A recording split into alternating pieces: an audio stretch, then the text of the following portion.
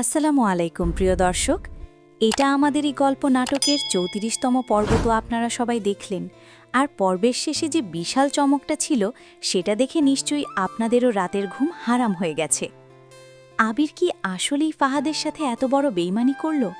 পুরো দুবাই ফান্ডের টাকা গায়েব, আর ওদিকে মেহরিনদের এত আপন হয়ে ওঠা সামির হঠাৎ করে কোথায় হারিয়ে গেল? এই সব রোমাঞ্চকর প্রশ্নের উত্তর নিয়ে আজকে আমরা আলোচনা করব আগামী পর্বে কি হতে যাচ্ছে। তবে মূল আলোচনায় যাওয়ার আগে একটি কথা, নাটকের এরকম এক্সক্লুসিভ রিভিউ এবং আপডেট সবার আগে পেতে আমাদের চ্যানেলটি এখনই সাবস্ক্রাইব করে ফেলুন। বন্ধুরা, ৩৪ পর্বে আমরা দেখেছি ফাহাদের মাথায় যেন আকাশ ভেঙে পড়েছে।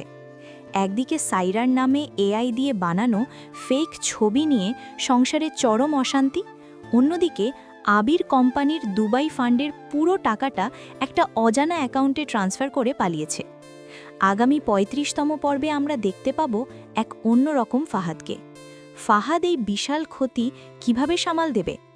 আমার ধারণা আবির এই কাজটা একা পড়েনি।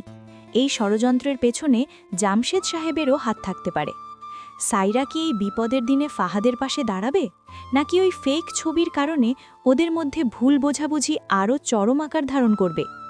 আগামী পর্বেই হয়তো সাইরা প্রমাণ করবে যে সে ফাহাদকে কতটা ভালোবাসে। নাটকটির গল্প এখন যে পর্যায়ে এসে দাঁড়িয়েছে তাতে আগামী পর্বটি কোনোভাবেই মিস করা যাবে না। আপনাদের নিশ্চয়ই জানতে ইচ্ছে করছে এই ধামাকাদার ৩৫তম পর্ব কবে আসবে।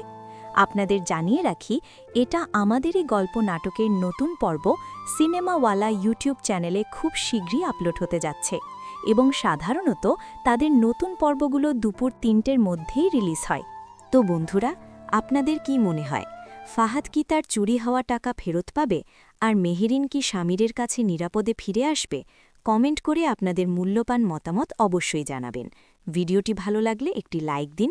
যাওয়ার আগে আবারও মনে করিয়ে দিচ্ছি, চ্যানেলটি সাবস্ক্রাইব করে আমাদের পাশেই থাকবেন। দেখা হচ্ছে পরবর্তী ভিডিওতে। ধন্যবাদ।